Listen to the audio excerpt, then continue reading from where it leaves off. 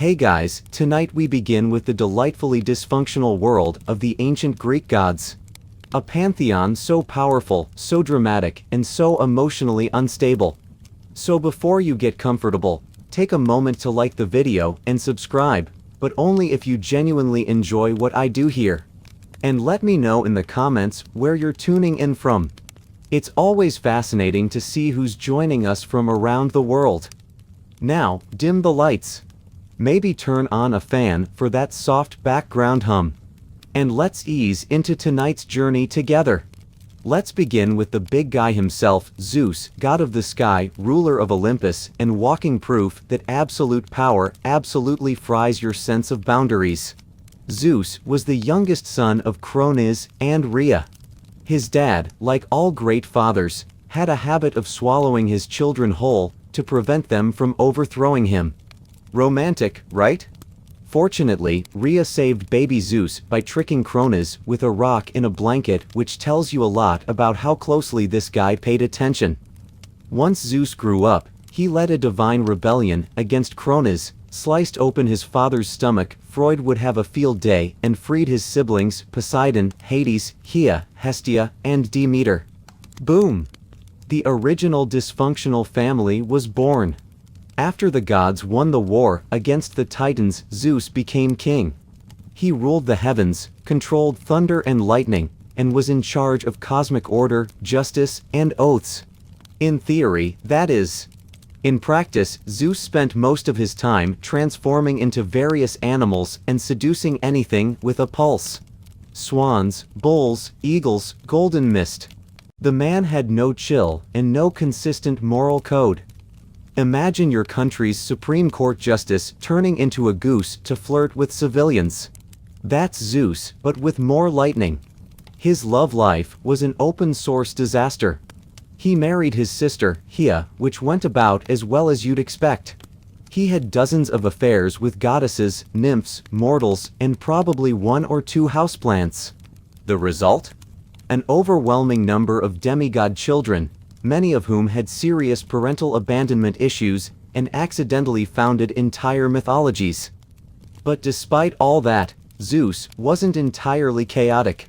When he wasn't cheating or chucking lightning bolts at mortals who didn't offer proper sacrifices, he did act as the cosmic referee. He enforced oaths, upheld law, and occasionally punished people for being more arrogant than he was, though frankly, that took effort. Zeus was respected, feared, and constantly causing PR nightmares for Olympus. He had power, presence, and zero understanding of personal space. He was both protector and predator, judge and joke, the ultimate divine contradiction. Hea is technically the goddess of marriage, family, and childbirth, which is ironic because her own marriage is an absolute dumpster fire in a golden chariot. She's Zeus's wife, also his sister, because, you know, mythology. Their wedding was supposed to be the divine ideal of sacred union. Instead, it turned into a centuries-long soap opera filled with infidelity, revenge, and a shocking number of people turned into animals, trees, or stone. Hera is powerful, the undisputed queen of the gods. But her power mostly expresses itself in one very specific way: vengeance. Not on Zeus, of course. No, that would be too simple. Her fury is laser-focused on the women Zeus seduces, or let's be honest, outright kidnaps, and their unfortunate children.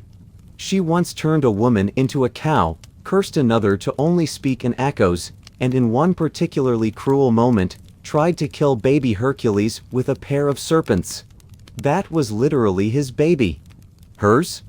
Nope. It's hard to blame her entirely. Imagine being the goddess of marriage while your husband is out here inventing new forms of animal-based flirtation. But still, her divine coping mechanisms often included eternal curses and elaborate punishments. Therapy wasn't a thing in ancient Greece, so revenge was the next best option. Yet despite all that, Hea wasn't just a celestial grudge holder. She also protected women in childbirth, upheld the sanctity of marriage theoretically, and punished oaths broken by mortals. She had temples, priests, and a devoted cult. Following cities like Argos and Samos worshipped her as a major force of divine order. In short, Hea was the goddess you prayed to when your husband was faithful, and the one who probably sent a plague when he wasn't. She's a fascinating paradox, the embodiment of female dignity and power in a system that constantly humiliated her. Her story isn't just about jealousy. It's about a woman who was supposed to symbolize unity while holding Olympus together with pure spite and decorative fury. Poseidon was the god of the sea, earthquakes, storms, and, for some reason, horses, because nothing says ocean god like a herd of galloping stallions. But hey, mythology. He was one of the three main brothers. Zeus got the sky, Hades got the underworld, and Poseidon got everything wet, which suited him just fine. He ruled over the vast oceans, commanded sea creatures both beautiful and nightmarish, and wielded a massive Poseidon's trident was not just a pointy fork, but a three-pronged divine rage stick capable of leveling entire cities. Poseidon was revered and feared in equal measure. Sailors prayed to him for safe passage, fishermen made offerings, and city builders asked his permission before putting anything too close to the shoreline, lest it become beachfront property by accident. But let's be honest, Poseidon had issues. Big, crashing tidal wave-sized emotional issues. He was the classic unpredictable uncle, sometimes generous, sometimes devastating, always a bit salty. One moment, he's creating islands, the next he's flooding your crops, because someone forgot to thank him during a sacrificial goat ceremony. He once struck the ground so hard with his trident that he caused an earthquake just because he lost a city naming contest to Athena. Seriously, she gave Athens an olive tree. He offered a saltwater spring. The people chose olives. He chose vengeance. That's Poseidon in a nutshell. He also had a rather complicated love life.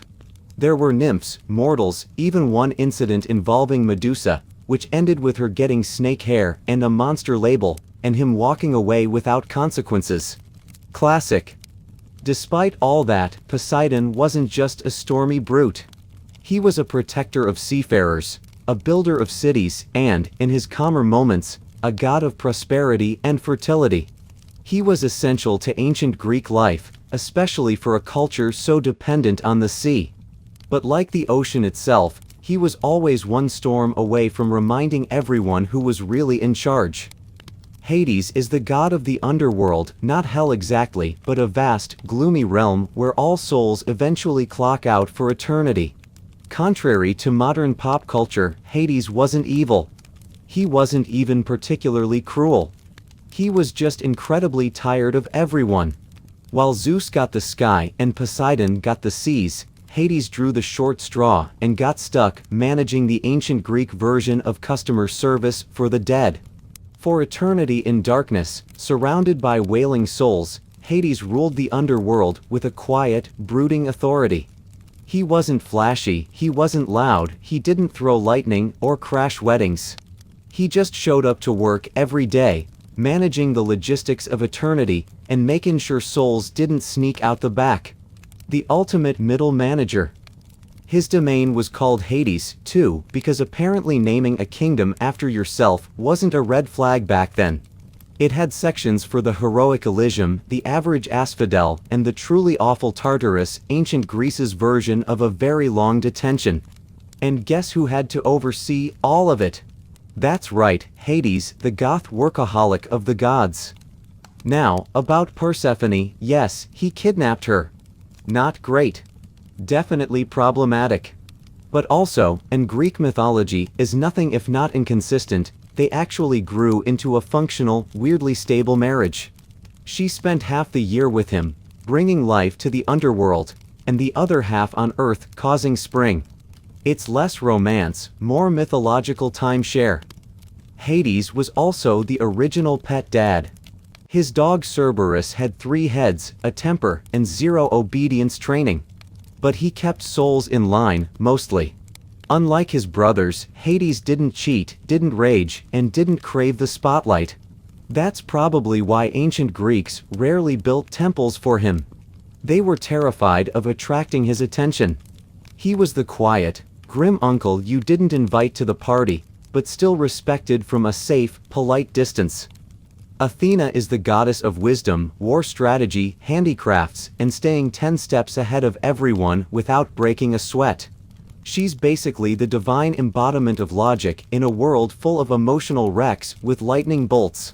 Her birth alone is enough to give Freud nightmares. Zeus, after swallowing her pregnant mother, Metis, because prophecy, of course, developed a splitting headache.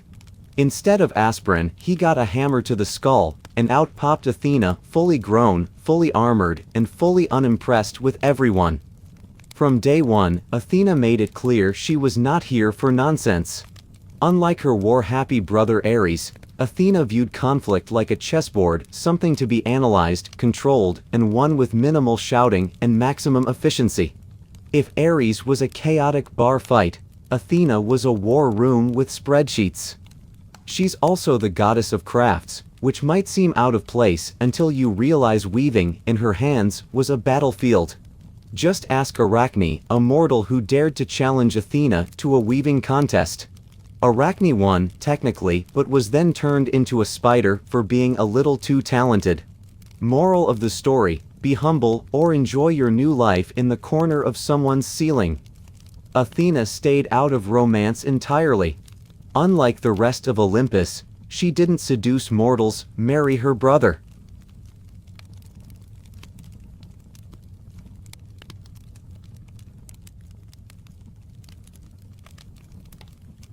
or transform into questionable animals. She simply had things to do, cities to protect, heroes to advise, owls to raise. She guided Odysseus home, helped Perseus behead Medusa, and probably edited the Iliad with a red pen. Athena is the goddess you'd want on your debate team, in your war council, or running your startup. She doesn't scream. She doesn't scheme. She simply outsmarts. Ares was the Greek god of war, bloodshed, and punching first, thinking never. If Athena was war with a blueprint, Ares was war with a sledgehammer and poor impulse control.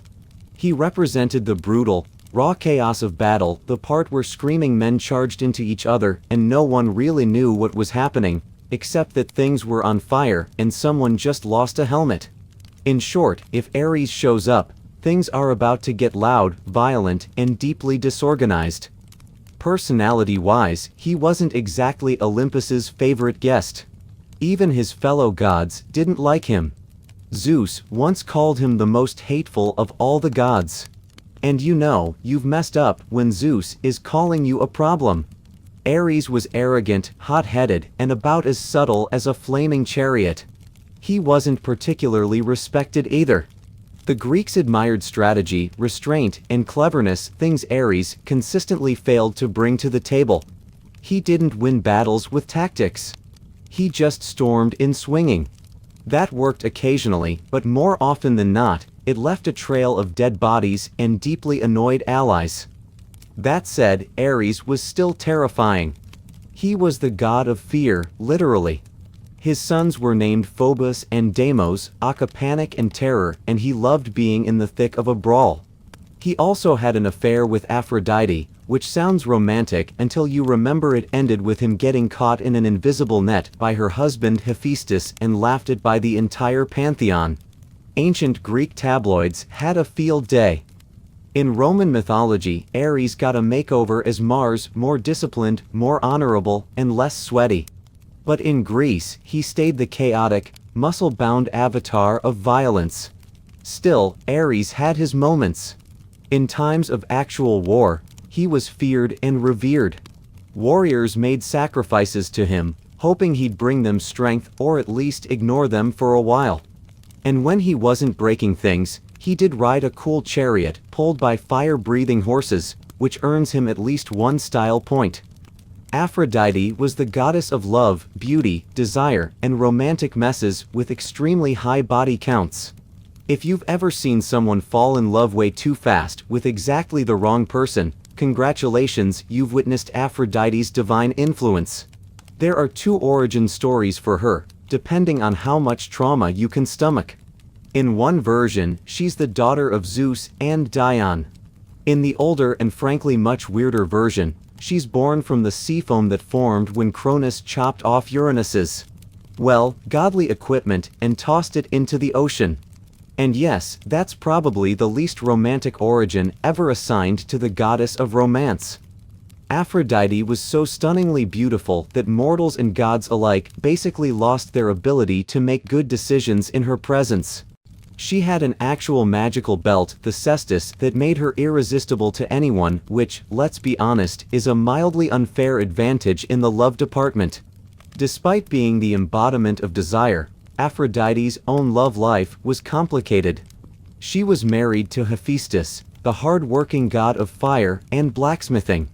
But she famously preferred the company of Ares, the god of war, which tells you everything you need to know about her taste in men. Their affair was exposed when Hephaestus trapped them mid-romance in a golden net, and summoned the other gods to come take a look. Ancient Greece, where revenge and group humiliation were considered excellent conflict resolution. But Aphrodite wasn't all chaos and cheating. She had a softer side too. She helped young lovers, presided over weddings, and brought beauty to the world. She was the goddess people prayed to before confessing a crush, or trying to charm their way out of something stupid. Still, she wasn't above starting wars. She's the one who offered Helen of Troy to Paris, sparking the Trojan War. Why? Because she wanted to win a divine beauty contest. Yes, really. An entire civilization burned because Aphrodite wanted a golden apple that said, "To the fairest." She's the patron goddess of desire, not stability, beautiful, intoxicating, and absolutely not interested in your relationship boundaries. Hephaestus was the god of fire, metalwork, craftsmanship, and being the only Olympian who actually had a job. While the rest of the gods were busy starting wars, chasing mortals, or throwing lightning like confetti, Hephaestus was in the workshop forging weapons, building palaces, and muttering under his breath. His origin story varies, but none of it is flattering. In one version, he's born deformed, and his mother, Hera, repulsed by his appearance, tosses him off Mount Olympus like unwanted luggage. In another, Zeus does the tossing after a family argument. Either way, the man falls from heaven, lands hard, and ends up with a permanent limp, and probably some abandonment issues the size of Crete. Despite the rocky start, Hephaestus gets back to Olympus not through forgiveness, but through leverage. He crafts Hera a magical golden throne, which, surprise, traps her. The gods beg him to return and free her, and he agrees, but only if they let him back into the divine club. Negotiation nailed. Now back in Olympus, Hephaestus becomes the divine handyman.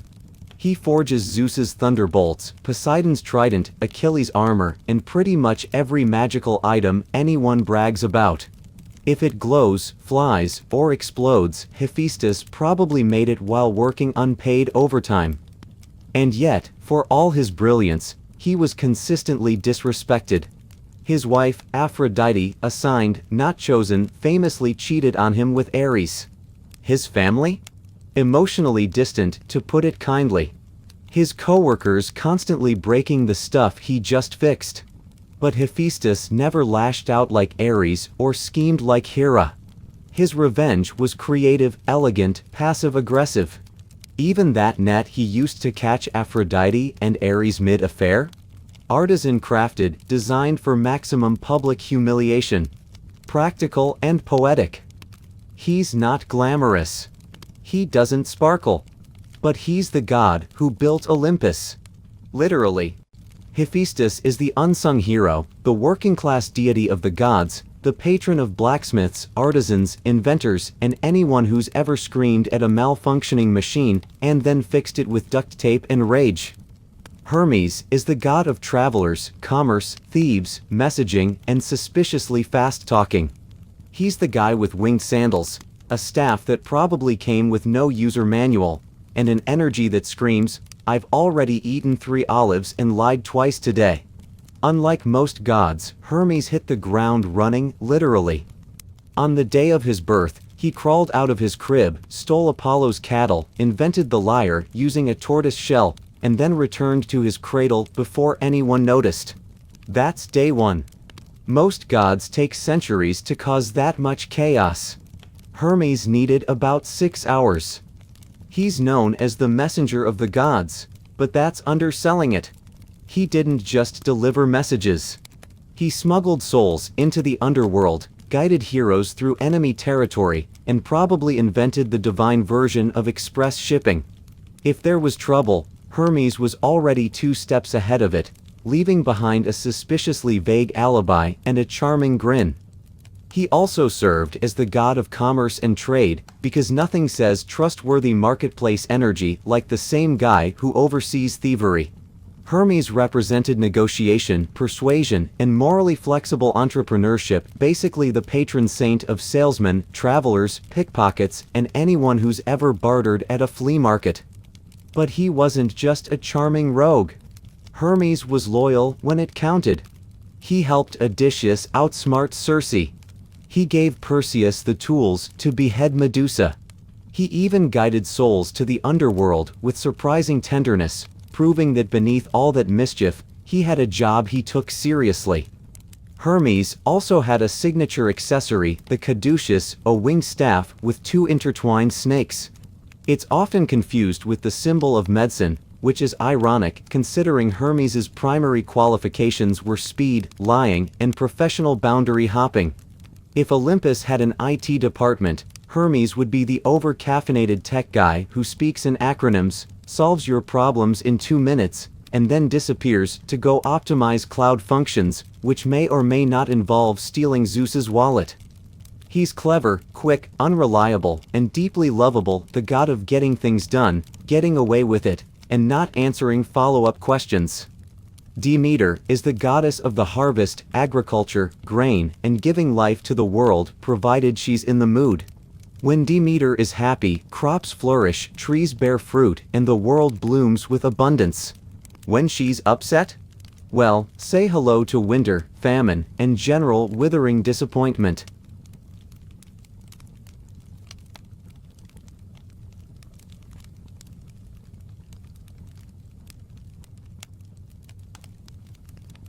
She's one of the quieter Olympians. Doesn't throw thunderbolts, doesn't start wars, doesn't turn people into animals. But don't mistake quiet for harmless. She can shut down the planet's food supply with one bad mood, which, as it turns out, she did. Enter Persephone, her beloved daughter, the literal flower child of Olympus.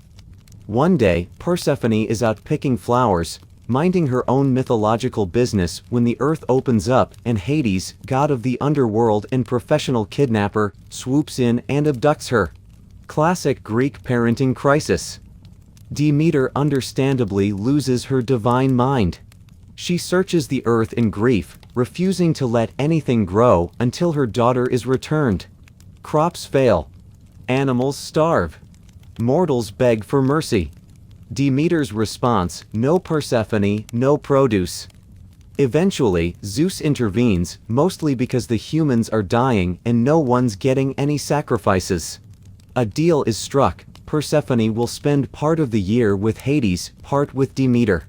And thus, the seasons are born. Spring and summer, Demeter's happy. Fall and winter, she's pouting. So yes, one of the most important natural cycles in human existence comes from Demeter's seasonal mood swings, global agriculture powered by maternal grief and emotional blackmail. Mythology at its finest. Demeter also had a strong sense of justice. She once taught humans how to grow wheat and build civilizations, then turned around and burned a royal baby because the parents interrupted her mid-ritual. It's a fine line between goddess of life and terrifying earth witch.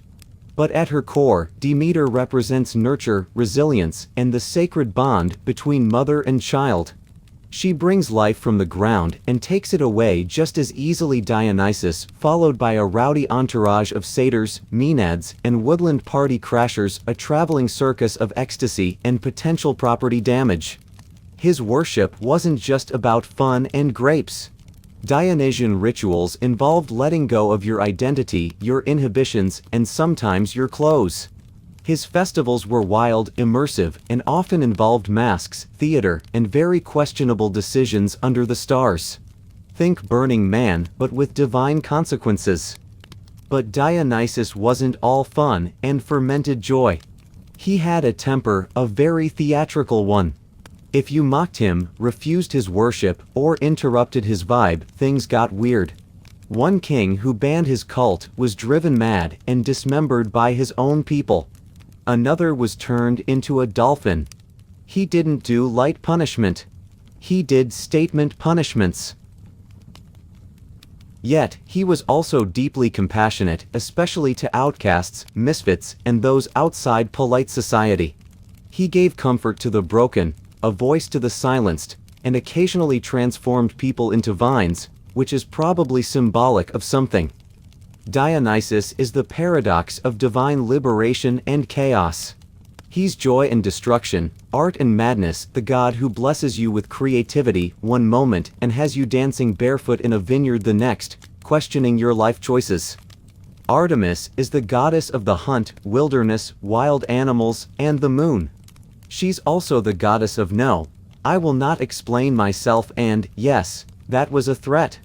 Often depicted with a bow in one hand and zero tolerance in the other, Artemis is one of the few Olympians who didn't need thunderbolts or love potions. She had precision, discipline, and a pack of divine wolves.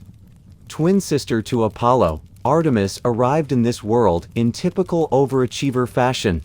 She helped deliver her own brother shortly after her birth. From that moment forward, she was done with men. She swore off marriage, romance, and anything remotely resembling emotional vulnerability. Instead, she roamed forests, hunted stags, and surrounded herself with a loyal band of maiden followers who all shared her love for nature and disinterest in drama. Artemis is best known for her purity, not in a Victorian fainting couch way, but more in a touch me and I turn you into a deer way. Take Actaeon, for instance, a hunter who accidentally stumbled upon her bathing. Rather than calmly explain boundaries, she transformed him into a stag and let his own dogs tear him apart. Message received. She was fiercely protective, especially of women and children. While many Olympian gods treated mortals like chess pieces or dating apps, Artemis acted as a divine shield for the vulnerable. She punished those who disrespected sacred nature or harmed the innocent, and her vengeance was swift, poetic, and usually fatal. As a moon goddess, she represented calm, clarity, and mystery. She brought light to the night and guided travelers through darkness, metaphorically and literally. If Apollo was the sun's blinding brilliance, Artemis was the moon's cold, focused stare. Less warmth, more watchfulness. She wasn't flashy, but she didn't need to be. Artemis had presence. You didn't challenge her. You didn't flirt with her. You just hoped she wasn't aiming in your direction. In modern terms, Artemis is the original independent woman, fierce, free, and entirely uninterested in what you think of her. She didn't live in Olympus. She ran in the woods. Apollo is the god of the sun, music, prophecy, healing, poetry, archery, and honestly, at this point, just assume he put his name on every job opening on Mount Olympus. If the gods had LinkedIn, Apollo's profile would crash the site. Twin brother of Artemis, Apollo is the shiny, radiant poster child of Olympus. Golden hair, golden lyre, golden chariot. He's the reason we have daylight. If you've ever enjoyed a sunny day, it's probably Apollo's doing. He was also the god of prophecy, so if you wanted to know what was going to happen next, Apollo was your guy. He was the keeper of the oracle at Delphi, and everyone in ancient Greece believed he was the one who spoke the truth through his oracle, though the prophecies were often cryptic and tricky. Apollo was the god of healing, too, but he wasn't all good vibes. His healing abilities could also turn lethal, depending on his mood. He could bring plagues as easily as he could cure them, which made him a little unpredictable at times. When Apollo played his lyre, it wasn't just music, it was a divine force that could charm anyone or anything. He was also skilled in archery, and it was said that his arrows could cause disease, but when aimed just right, could also heal or cure. Apollo was a bit of a perfectionist. He had that overachiever vibe going, always excelling in his many roles, but with a side of aloofness. He was also a bit of a playboy, with plenty of love interests and romantic entanglements, though he never seemed to find the one. He was the embodiment of order, precision, and clarity, everything Artemis was not. While Artemis worked in the shadows, Apollo basked in the light, shining bright with his beauty, his talent, and his divine gifts, and pondering the strange, conflicting reverence and isolation that surrounded her. In a world where beauty was both a blessing and a curse, Psyche found herself in the unique position of being loved from afar, but never truly loved for who she was. Her beauty, though adored by many, became her prison. Aphrodite, seeing the threat Psyche posed to her own worship, couldn't tolerate the growing attention that this mortal girl was receiving. Consumed by jealousy, Aphrodite devised a cruel plan to break Psyche's heart and return things to order in the world. She commanded her son, Eros, or Cupid, to make Psyche fall in love with the most vile and despicable creature on earth. A small act of divine mischief that would cause Psyche the deepest despair.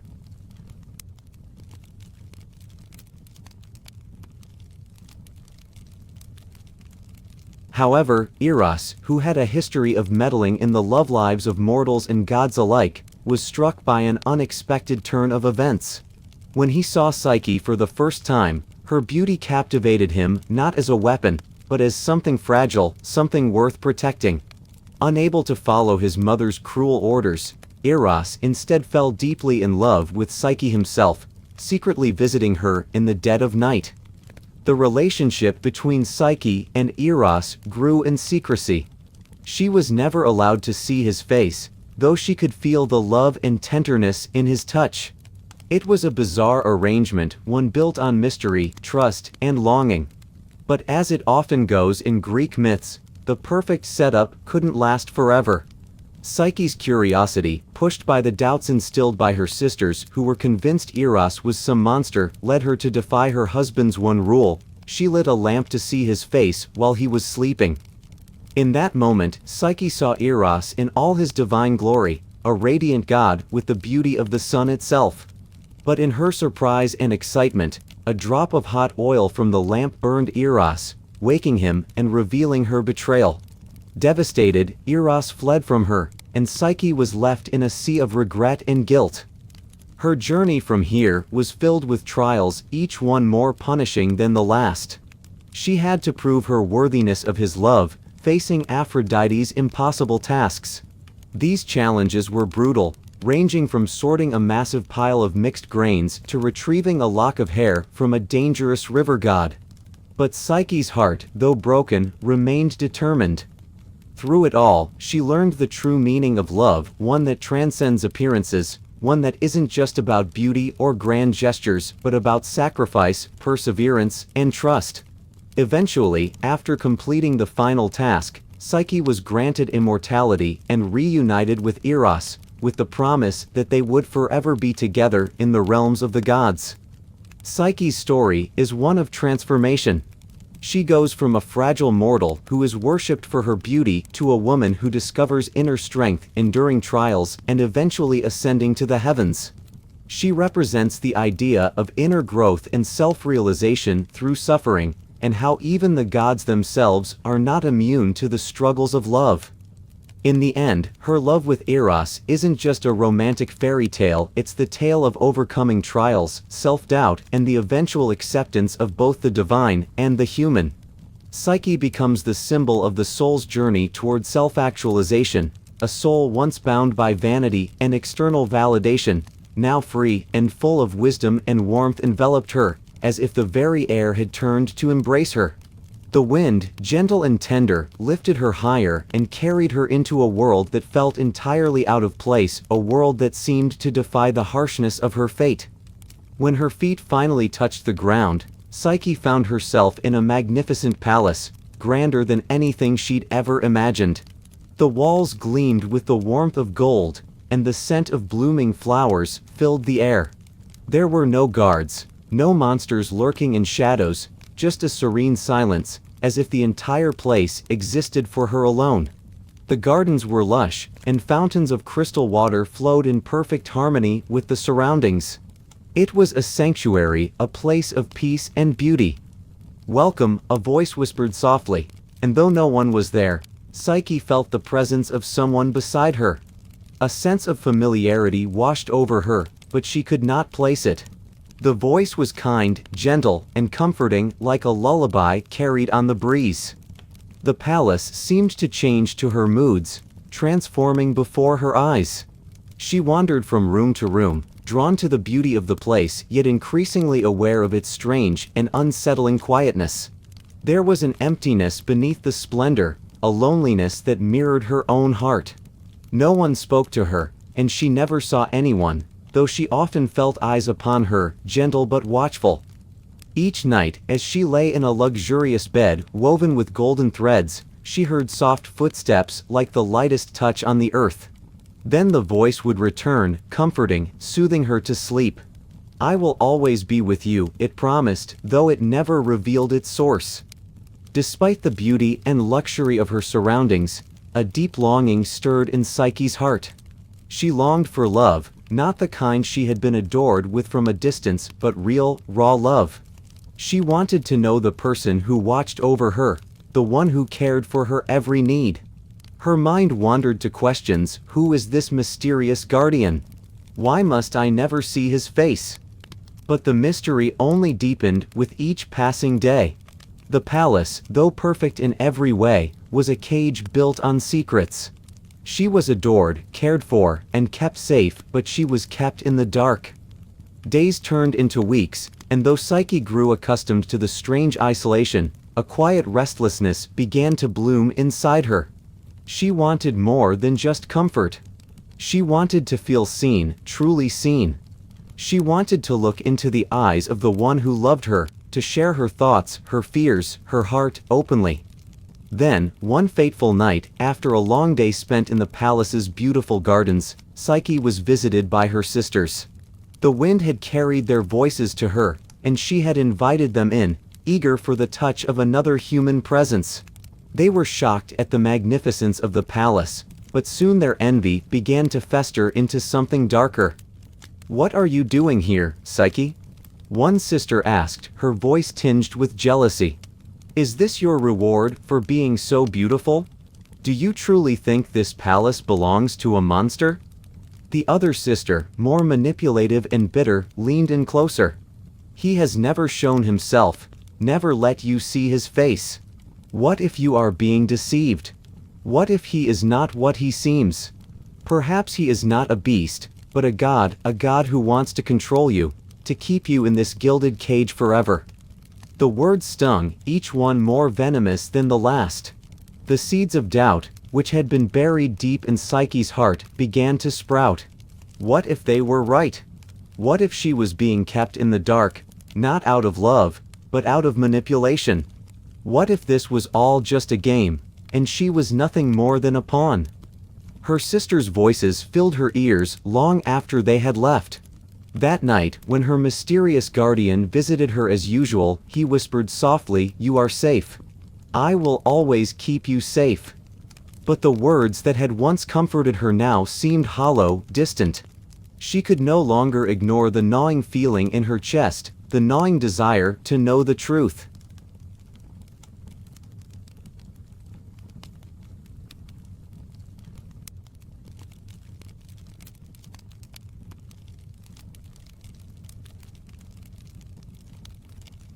That night, as he slept beside her, Psyche did what she had sworn she would never do. She took a lamp, carefully lighting it so that the faintest glow would illuminate his features. Her heart raced with both excitement and fear, her hands trembling as she finally gazed upon the face of her mysterious lover. And what she saw took her breath away. He was a god, radiant, golden, and beautiful beyond words. His features were perfect, his eyes like molten amber, deep and endless.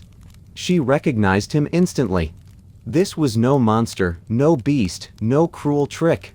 It was Eros, the god of love, the very being who had once fired an arrow that had pierced her heart. Her breath caught in her throat. But in the light, as she marveled at his beauty, she made the fatal mistake. A drop of hot oil from the lamp fell onto his skin. Eros woke with a start, his eyes locking with hers, filled with a mixture of surprise, pain, and heartache. You were never supposed to see," he whispered, his voice breaking as he pulled away, the distance between them suddenly unbearable. Tears welled up in Psyche's eyes. "I didn't mean to." "I know," Eros interrupted softly. "But now everything changes. You cannot undo this. You have seen me for who I am, and once seen, the world cannot be unseen." A coldness settled over the room, a space between them that neither could cross. Psyche's heart ached, for now she knew the truth, and with it came a terrible cost, the cost of their love. The gods do not forgive betrayal. Psyche's heart raced. The weight of her mistake, betraying Eros, the god she had come to love, pressed on her chest like a stone. But she would not flinch. Not now. If there was even a glimmer of hope, she would fight for it. Aphrodite's eyes glittered coldly, the challenge in her words more like an ultimatum. "Anything, you say? You must prove your love in ways you cannot imagine. If you truly wish to earn back what you have lost, you will face trials unlike anything your mortal heart can bear. But know this, Psyche, you will fail. Mortals always fail." Psyche raised her head, eyes filled with determination. "I will not fail. Not if it means winning back his heart." Aphrodite studied her, a thin smile curling at the edges of her lips. "We shall see." Without another word, the goddess rose, and with a flick of her wrist, the air around them thickened with the scent of roses, sweet yet suffocating. The garden seemed to shimmer and shift, as if the world itself bent to Aphrodite's will. "You are to complete 3 tasks," Aphrodite announced, her voice as soft and dangerous as a blade in the dark. "The first task is simple but cruel. You must separate the grains of a vast heap. Hundreds of thousands of them. Fine grains of barley, wheat, and poppy seeds. You must separate them into their individual piles by dusk. Fail, and you will never see your love again." Psyche blinked, the enormity of the task sinking in. Thousands of seeds, but before she could voice her worry, a soft voice interrupted her thoughts. "Do not worry," it said, sweet and comforting. A soft flutter of wings passed by her ear, like the faintest whisper of wind. From the shadows of the garden, a small army of ants appeared, scurrying with tireless determination. They gathered the grains, pulling them apart and sorting them into neat little piles. Psyche stood frozen, watching the ants work tirelessly, marveling at the simplicity of the solution. In no time at all, the seeds were separated, and the ants had vanished as quickly as they came. Aphrodite watched, her expression unreadable. "Impressive for a mortal. But the next task will test your resolve." Without waiting for a reply, the goddess snapped her fingers. The air around Psyche shimmered once more, and a vast forest appeared, stretching for miles in every direction. "Your second task is to gather the golden fleece of the rams that live within this forest. They are fierce, their horns like blades. If you touch them, you will be torn apart. The fleece is guarded by danger, only a fool would attempt it." Psyche trembled. How could she, a mortal, dare face such beasts? Yet, she had no choice. She turned to Aphrodite, resolve in her eyes. "I will find a way." Aphrodite laughed softly, watching with amusement. "Very well. But I warn you, the odds are against you." Psyche ventured into the forest, her feet light on the ground, her heart racing with both fear and hope. She wandered through the dense trees, the cries of the rams echoing like distant thunder. But as the night deepened, she noticed something there, hidden among the branches, a flock of sheep with soft, glowing fleece. Psyche crouched, her breath steady, as a gentle breeze carried the sweet scent of the golden wool toward her. She carefully picked one of the fallen strands, the fleece as soft as sunlight, glowing faintly in her hands. She was about to turn back when she saw the rams, a dozen or more, charging in the distance. Fear seized her, but she remembered the advice she had been given by the river nymphs earlier: use the river's stream to guide you. So, she knelt by a nearby stream, letting the current carry her to the safety of the shadows. The rams never saw her. She had outsmarted them. The task was complete. When she returned to Aphrodite, the golden fleece in her hands, the goddess looked at her with a furrowed brow. You have done well, mortal, but the final task is not so simple. Psyche stood tall, though her hands were shaking with the weight of the trials she had faced. I will do it. I will finish whatever it takes. Aphrodite's eyes narrowed, and the final trial was revealed. A dark and swirling river appeared before Psyche, churning with stormy waters and unyielding waves. The goddess spoke in a voice laced with finality. Your last task is to descend into the underworld and bring back a single box of beauty from Persephone, queen of the dead.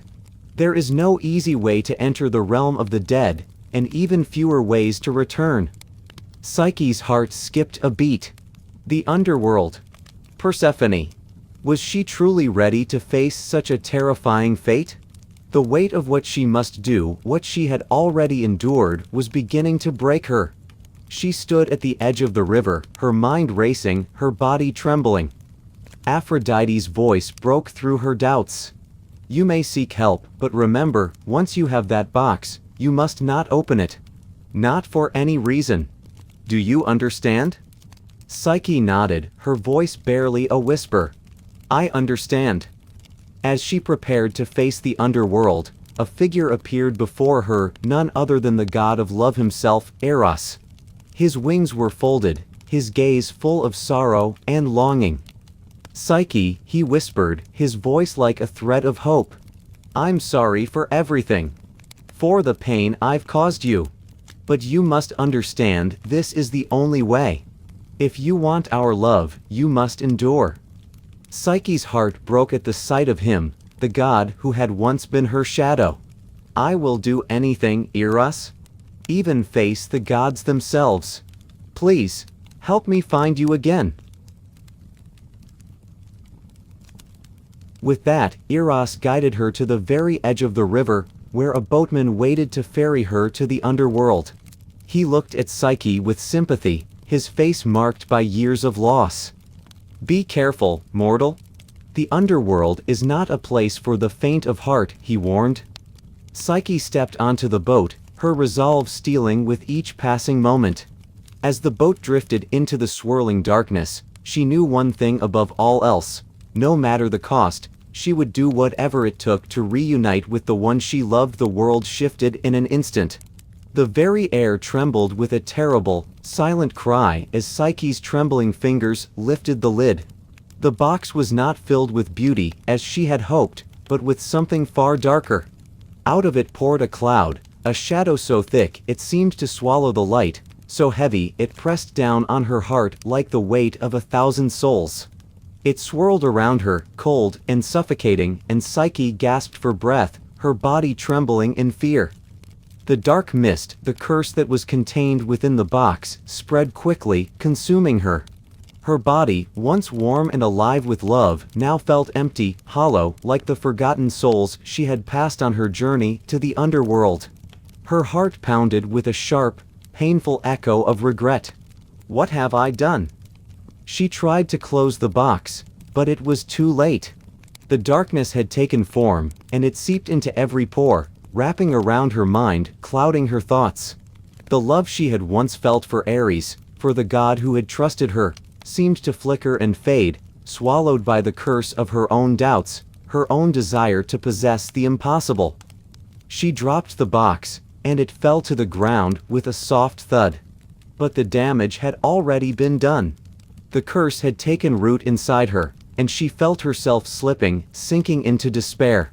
There would be no return from this, no love, no redemption, no hope.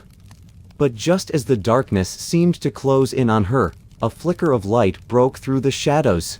Psyche's mind, clouded by the mist, could just barely make it out. There, hovering above the mist, was the faintest glow, a spark of warmth she remembered so vividly. Ares. It wasn't gone. He wasn't gone. With everything inside her, she gathered what remained of her strength and called out, "Ares." Her voice was weak, barely a whisper against the overwhelming presence of the curse, but it carried with it a hope she refused to relinquish. "Please." In the distance, a single winged figure appeared through the fog, faint at first but growing clearer with each heartbeat. She knew who it was before he spoke, before he reached her. His voice, tender and familiar, reached her ears like a soft wind. "You have learned, Psyche. The price of doubt. The price of desire. But love. Love is something you can only feel with an open heart, not by trying to control it." His form, radiant and more beautiful than she had remembered, was as real as the truth that had always been waiting inside her. Ares, her Ares, had not vanished. He had been waiting in the dark, in the shadows of her heart. With a deep breath, Psyche closed her eyes, allowing the last remnants of the mist to fade. When she opened them again, she found herself in the midst of a field of golden flowers, their petals shining brighter than any star. The curse had lifted, the world had righted itself, and Ares stood before her. "I am sorry," she whispered, tears in her eyes. "I doubted you. I doubted us." Ares smiled, his voice tender as he whispered back, "It was not your fault, Psyche. It is the nature of love to be tested. But you passed, with more courage than even I expected." The weight in her chest lifted. Her heart, once heavy with fear and doubt, now felt light, free. "So, is there hope for us?" she asked, the question that had haunted her for so long, a question that had been buried under the weight of everything she had lost. Ares extended his hand to her, his wings stretching wide like the wings of destiny itself. "There is always hope for love," he said, "but it must come from within you. It always has." Psyche took his hand, feeling the warmth of it spread through her. Her heart, no longer broken by doubt, beat steadily in her chest, stronger and fuller than before. "Then I will trust you. I will trust love." And with that, the darkness was gone. The field of golden flowers bloomed brighter, the world seemed to shimmer with new light, and the gods, for once, watched in silence, knowing that even they could not break the bond that love had forged between Psyche and Ares. Their journey together had only just begun, but the trials were over. Love, true love, had finally triumphed over all, and so, Psyche's journey, once a tale of suffering, doubt, and impossible trials, became a legend of transformation. Her love for Ares, and his love for her, not only reshaped their fates but also the very fabric of Olympus itself.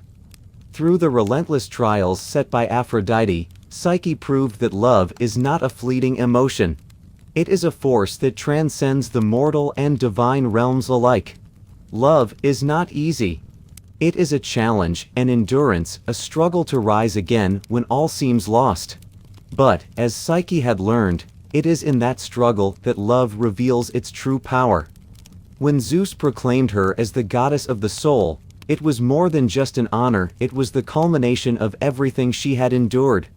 No longer just a mortal who had once been cursed for her beauty, she became Psyche the immortal, a goddess not of perfection, but of love's ability to endure even the harshest of trials. Her transformation wasn't just physical, but spiritual, and it was a reflection of the journey she had taken, a journey that began with heartbreak, but ended with divine love. Together, Psyche and Ares taught the gods a lesson that even immortality could not undo: love belongs not only to the gods but to anyone brave enough to fight for it.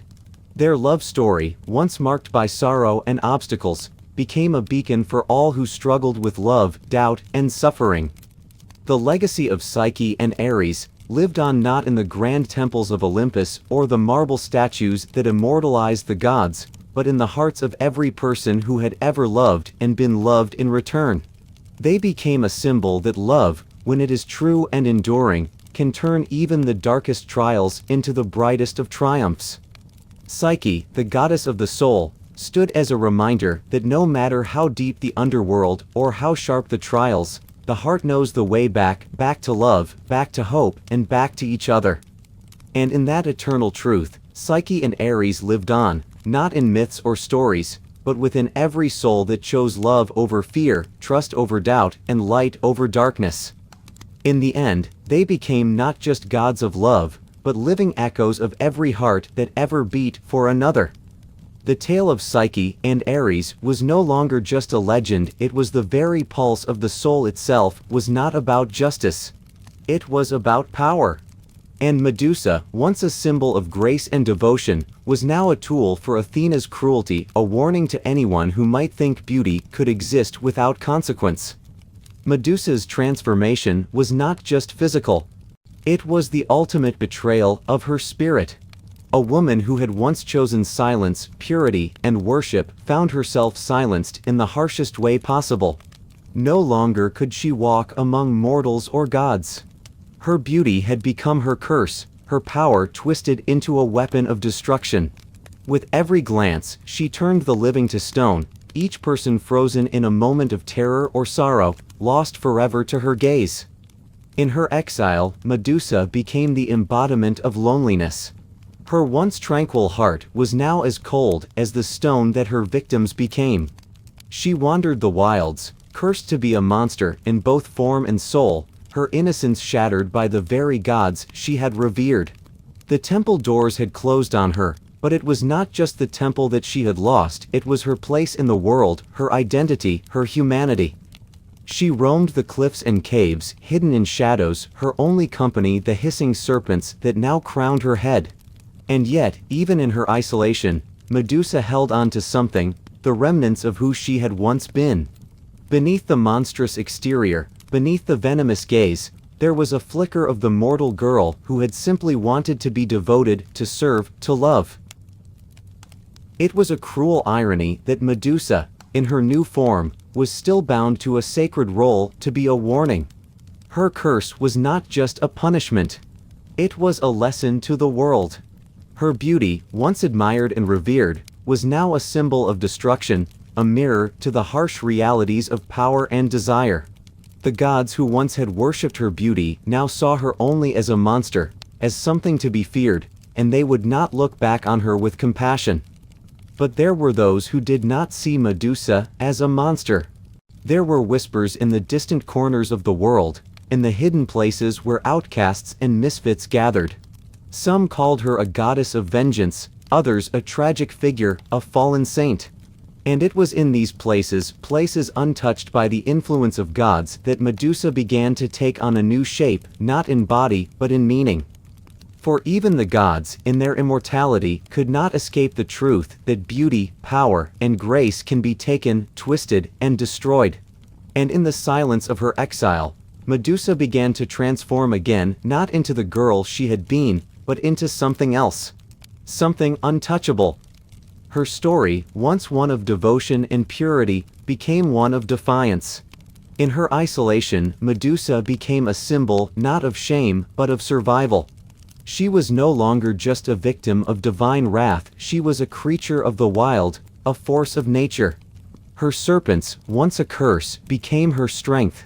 And her gaze, once a symbol of beauty, became her weapon, her armor, her claim to power. In time, the gods would come to fear her. She was no longer just Medusa, the beautiful priestess. She had become the monster the world had made her. And in her monsterhood, she found a kind of freedom. She was no longer bound to the expectations of mortals, nor was she under the control of gods. She had been cast out, but in her exile, she had gained the one thing that Athena and Poseidon could never take from her, herself. Her legend, too, transformed. It would echo through the ages, not as a tale of pity, but as a story of strength, defiance, and survival. Medusa had fallen, yes, but she had also risen again, not as the image of beauty the gods had wanted her to be, but as a creature of myth who carved her own path through the world. And perhaps, in the end, that was her true revenge, not in turning others to stone, but in becoming a living testament to the resilience of the spirit. A goddess of vengeance? Perhaps. A monster? Yes, in the eyes of the gods. But in the hearts of those who knew her story, she was something far greater, a symbol of survival against all odds. Wow, this is a deeply powerful retelling of Medusa's myth, focusing on her transformation from a devoted priestess to a feared monster, and then, in the end, to a tragic and eternal symbol of power. The way you captured her loneliness, the cruelty of the gods, and the haunting quiet of her exile is amazing. Medusa's curse is so much more than just a punishment, it's a layering of injustice upon injustice, and her transformation into a monster is less about her nature and more about how others define her, even after death. It's also so interesting that, in the end, Perseus' slaying of Medusa feels almost hollow. He takes her head and uses it to gain glory, and yet the weight of what he's done and the way Medusa's power persists even after death lingers with him. The gods' actions have consequences, and Medusa's story is one of those tragic cycles that gets repeated throughout myth. Even Athena, who punished her, can't escape the weight of Medusa's past, carrying it as a symbol of divine power, while masking the true story. The whole arc of her myth, from innocence to vengeance, and then to immortalization in Athena's shield, is a fascinating commentary on how societies treat their outcasts, their victims, and how those very victims often leave an indelible mark on history, for better or worse. Do you see Medusa as a symbol of something larger, like societal treatment of women or outcasts? Or is her story more about the gods and their complicated relationships with mortals? This retelling of Medusa's myth paints her not only as a victim of divine injustice, but also as a symbol of resistance, endurance, and transformation. It takes the classic image of Medusa as a monstrous gorgon and turns it into a story of a woman who was wronged by the gods, whose power was both a curse and a means of survival. It explores the idea of how myths can shift with time, evolving from simple fear and hatred to empathy and a more complex understanding of her trauma. What I love about this version is how it emphasizes the duality of Medusa's existence, her transformation from priestess to monster, and eventually to a symbol of justice and resistance. It's not just a story of vengeance, but of survival and the painful journey toward reclaiming one's narrative in the face of mythological distortion. Her gaze, which once petrified heroes, becomes a mirror that forces those who look into it to face uncomfortable truths about themselves, their society, and the systems of power they uphold. This retelling also critiques the way history, and mythology in particular, can erase or distort the experiences of those who are marginalized or silenced. The shift in the story from a simple monster-slaying narrative to a more nuanced exploration of justice and victimhood reflects a growing awareness of the complexities surrounding trauma and victimization, especially when the victim is female. It's also fascinating how Medusa's image evolves across time, from a weapon of terror wielded by the gods to a protective symbol for women.